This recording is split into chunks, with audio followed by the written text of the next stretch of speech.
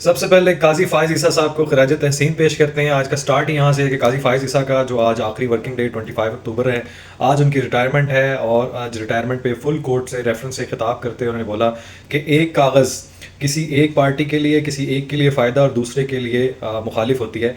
अल्लाह जानता है कि सच क्या है। मैंने बहुत से फ़ैसले किए होंगे जिनमें शायद बहुत सी गलतियाँ की हों, लेकिन हमेशा इस बात का ख्याल रखा कि कानून और आइन का एहतराम करते हुए फ़ैसले अपनी समझ के मुताबिक और आइन पे अमल करते हुए फ़ैसले करूँ।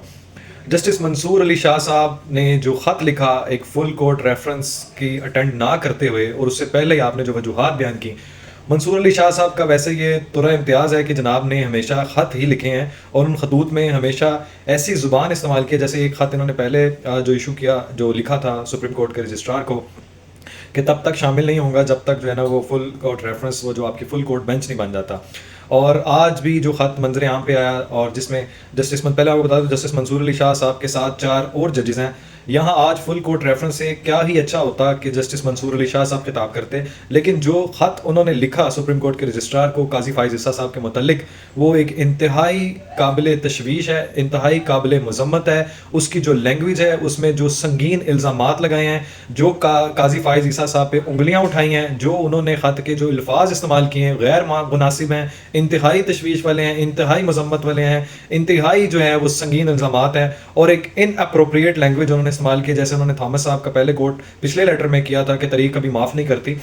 आपसे बंदा पूछे तरीक किसको माफ़ नहीं करती? जो आपके मेंटालिटी के मुताबिक फैसला ना करे, वो आइन के मुताबिक फैसला नहीं है। जो आपकी क्रश और जो मुबैना तौर पर आपकी ऑडियो लीक हुई है, जिसमें आपको भी किसी क्रश का सामना है और उनके कहने पे आप फैसला करते हैं, और आपने जो पलड़ा अपना पीटीआई की गोद में जो आप बैठे, और पीटीआई के जो पलड़े में आपने बैठ के खुद के अंदर खुद अपने पाँव पे कुल्हाड़ी मारी है। अब आप आ जाए जरा आपके खतूत पे, जो हमेशा से आपका जो है ना वो अलमिया रहा है कि आप हमेशा कोई ऐसे खत लिखते हैं और उसकी जो लैंग्वेज होती है वो एक क्वालिफाइड प्रोफेशनल अनबाइस्ड प्रोफेशनल जज की नहीं हो सकती। बहुत माजरत के साथ आपके साथ जिन 4 जजेस ने भी साथ दिया फुल कोर्ट रेफरेंस में ना आके, बाकी इससे कोई फर्क नहीं पड़ा, क्योंकि 12 जजेस अक्सरियत जो आपके फैसले के साथ थे वो भी आज वहां अटेंड कर चुके हैं। 12 जजेस, हुकूमत, अदलिया, बार्स, सहाफ़ी, सब ने उनको जो है वो कमेंडेबल, उनकी जो सारी सर्विसेज रही हैं उनको अप्रिशिएट किया है, उसको सराहा है। और चीफ जस्टिस, जो नामजद चीफ जस्टिस हैं, जो कल अपने ओहदे का हलफ उठाएंगे, जो अल्फाज उन्होंने इस्तेमाल किए हैं उनके लिए, जो तारीफ उन्होंने उनकी की है, जो उनके फैसलों पे उन्होंने कहा कि मैंने इनसे बहुत कुछ सीखा है, बहुत से मामलात में इनसे तनकीद की, इनसे इख्तलाफ किया, लेकिन उन्होंने विद ओपन हार्ट उसको एक्सेप्ट किया, उसको सुना। आप भी ये काम कर सकते थे, आप अटेंड कर सकते थे, आप बात कर सकते थे, लेकिन ये मुनासिब रवैया, ये मुनासिब प्लेटफॉर्म नहीं है कि आप डॉक्यूमेंट एक खत के थ्रू करते हैं जिसमें आप अपना सारा जहर, जिसमें आप अपना सारा जो गुबार है, वो अपना दुख है, दर्द है कि क्योंकि आप चीफ जस्टिस नहीं बने, क्योंकि इमरान खान साहब जेल में हैं, क्योंकि पीटीआई का पार्टी इंट्रा पार्टी इलेक्शन ना करवाने पे बल्ला छिन गया, क्योंकि मुशर्रफ के खिलाफ फैसला किया गया, क्योंकि भुट्टो साहब की जो खिलाफ जो फांसी हुई थी उसके खिलाफ जो फैसला हुआ, एक तरीकी फैसला काजी फ़ाइज़ ईसा ने दिया, क्योंकि मखसूस नशिस्तों पर उन्होंने कहा कि या इनके खिलाफ फैसला इख्तिलाफी नोट में, तो इस वजह से वो आपके जनाब वो मियार पे पूरा नहीं उतरे, जिसकी वजह से आपने इतना भोंडा किरदार अदा किया। और आपका साथ देने वाले जो तासुर आपने आज दिया है 5 लोगों ने, जिसमें आप शामिल है, मंसूर अली शाह साहब, जिसमें Athar Minallah, as expected justice Ayesha Malik, जो आपकी हमेशा हर तंज़ो तशनी और ताने में जो है वो शामिल थी। जब से ये 26वीं तरमीम भी पास हुई, आपकी वाहिद वो जुडिशरी में वो जजेस में से वो शामिल हैं जो आपके शाना बिशाना, आपके कलमात, आपके तनकीद ज़दा जो अल्फाज, अलकाबात और जुमले हैं जो आप कसते हैं, वही उनकी ज़ुबान होती है। आयशा मलिक साहिबा भी नहीं आई इस फुल कोर्ट रेफरेंस में, और ना ही जस्टिस शहजाद साहब आए हैं, जस्टिस अतर मिनुल्ला साहब आए, ना मुनीब अख्तर साहब एज एक्सपेक्टेड। वो आपका जो आपने तासुर दिया है कि ये 5 तो जनाब एक तरफ बैठे हैं, एक पलड़े में बैठे हैं, ये 12 जजेस जो है वो एक पलड़े में बैठे हुए हैं। या अफरीदी साहब ने जो आज स्पीच की है, जो आज खिताब किया है काजी फ़ाइज़ ईसा साहब के लिए, वो मेरा ख्याल है इन 5 जजेस के आने से 0.1% भी फर्क नहीं पड़ता, लेकिन as a courtesy, as a आपका बड़ापन और अपनी प्रेस्टीज और स्टीम को बरकरार रखते अगर आप अटेंड करते तो ये आपके वकार को जो है वो बुलंद करता, ना कि आपने जो हरकत की है जिसकी वजह से आपके वकार में इजाफा नहीं बल्कि उसमें आपने पस्ती में ले गए हैं। और आपको ये दर्द इस वजह से है कि वो सारे फैसले आइन और कानून के मुताबिक हुए हैं, ना कि क्रश के मुताबिक हुए हैं, बल्कि आइन को क्रश नहीं किया गया। इस वजह से आपको जो है वो तकलीफ है वो पहुंची है। वो आपके खान साहब भी कहते थे ना, इनको तकलीफ पहुंचेगी, इनको रुलाऊंगा मैं, इनको तकलीफ पहुंचेगी, तो वो तकलीफ पहुंच रही है जिसकी आवाज़ें, जिनका शोर जो है वो आपके लेटर से अवाम तक पहुंच चुका है। आपके दुख दर्द में हम शामिल हैं, हम आपका दर्द समझो ना भाइयों, आपने जो हरकत की है वो इंतहाई काबिल मजम्मत है, लेकिन असूल सच अल्लाह की ज़ात जानती है। जो काजी साहब ने भी अपने खिताब में बयान किया है कि कोशिश की, और जो आपने अल्फाज इस्तेमाल किए मैं रिपीट कर देता हूँ। आपने कहा कि ये मिली भगत करते रहे हैं, अदलिया पर दबाव डालने में, इस अंदाज में ये एक शुतुरमुर्ग जो है वो अपना रेत में सर दे के रखता है, आपने उससे तशबीह दिया है। इंतहाई काबिल मजम्मत, और आपकी ये इन चीज़ों के आपके फैसले की तरफ नजर दौड़ाएं, आपको समझ आ जाएगी कि आप इंतहाई तासुब परस्त हैं, मुतासब हैं, इंतहाई बाइस्ड हैं। आपका जवाब पीटीआई की तरफ है, आपके साथ इन 5 जजों का है, और अब ये तासुर आपको नहीं कायम करना चाहिए था। एक अच्छा मैसेज नहीं दिया आपने, आपने दुनिया में और अपनी आवाम को अच्छा मैसेज नहीं दिया। आपने जो इल्जाम लगाए हैं उनका कोई सबूत नहीं है।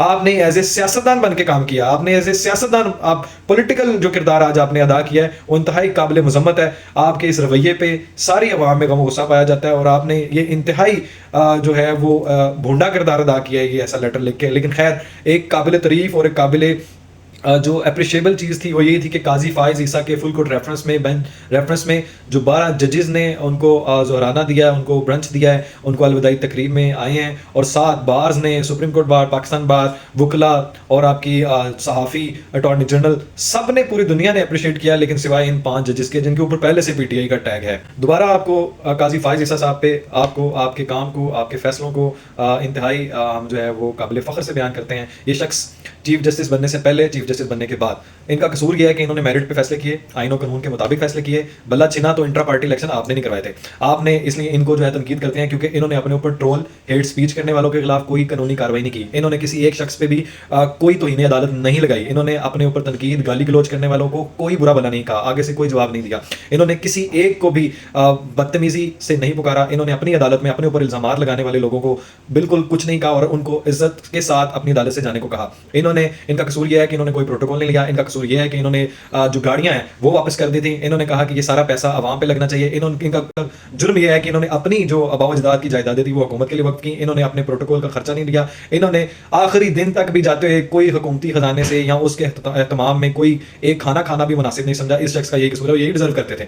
ये वही शख्स है जिसने कोई 100 मोटो नहीं लिया, किसी के घर जाके किसी की इज्जत को नहीं उछाला, किसी एक सहाफी जिसने, जो नाम है सो कॉल्ड सहाफी, जिन्होंने बदतमीजी की, घटियापन किया, इल्जाम लगाए, डिसइंफॉर्मेशन फैलाई, और अपने ऊपर तनकीद करने वालों को, गाली गलौज करने वालों को किसी तरह की भी कानूनी कार्रवाई से मुबर्रा रखा। ये इनका कसूर है। ये इनका कसूर है कि जनाब ये बंदा मेरिट पे फैसले करता रहा। यही इनका कसूर है कि इन्होंने हर गैर कानूनी और गैर आईनी इकदाम को जो है वो नहीं होने दिया और उसके ऊपर पहरा दिया। यही इनका कसूर है। इसलिए मंसूर अली शाह साहब और इनके हम ख्याल जजेस को जो तासुर उन्होंने आज दिया और वो एक परड़े में जाके बैठ गए, इसलिए वो उनको जो है वो नहीं भाते और उनको बिल्कुल भी पसंद नहीं है। जेल से रिहाई के बाद चाहे बुशरा बीबी हो, गंडापुर हो, सनम जवेद हो, फलके तो वैसे छोटे से टुचकरे लोग हैं, इनका जिक्र करना भी हमारे प्रेस्टीज और स्टीम के खिलाफ है। लेकिन खैर, आपको बताने का मकसद है हर दहशतगर्द की रिहाई के बाद और हर जो है वो भोंडे किरदार के मालिक और हर फजूल शख्सियत का मालिक जिसने 9 मई किया है, मुल्क के साथ फनकारी की, गद्दारी की है, यहाँ तोड़ फोड़ की है, यहाँ जलाओ घिराव किया है, यहाँ डिसइंफॉर्मेशन मिसइंफॉर्मेशन फैलाई है, वो सीधा केपी के हाउस में पहुंच जाते हैं। सारे दहशतगर्द वहीं छुपे हुए हैं। ये सनम जवेद भी भगोड़ी है और इसका